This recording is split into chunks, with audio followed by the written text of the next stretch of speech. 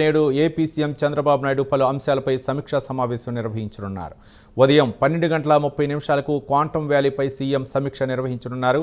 అనంతరం ఆర్టీజీఎస్, నీటి నిర్వహణ, ఆర్థిక శాఖపై సీఎం చంద్రబాబు చర్చించనున్నారు.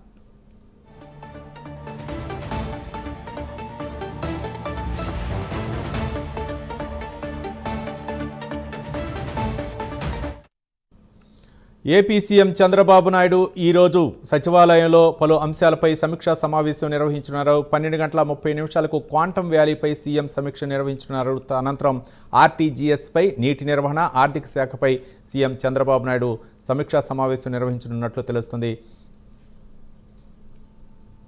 దీనిపై మరిన్ని వివరాలు మా కరెస్పాండెంట్ శ్రీనివాస్ మరిన్ని వివరాలు అందిస్తారు. శ్రీనివాస్.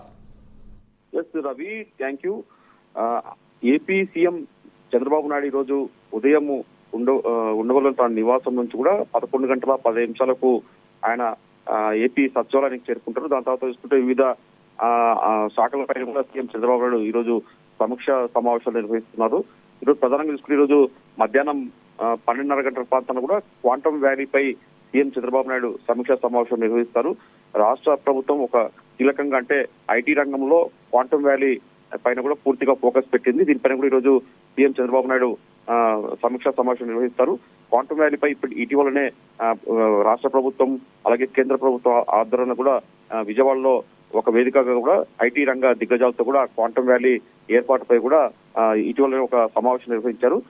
రాజధాని ప్రాంతంలో కూడా ఒక క్వాంటం వ్యాలీ పార్కును ఏర్పాటు చేయాలని చెప్పేసి కూడా ప్రభుత్వం భావిస్తుంది. దీనిపైన కూడా ఈరోజు జరిగే సమీక్షా సమావేశంలో మరిన్ని సలహాలు, సూచనలు సమీక్ష సీఎం చంద్రబాబు నాయుడు నిర్వహిస్తారు.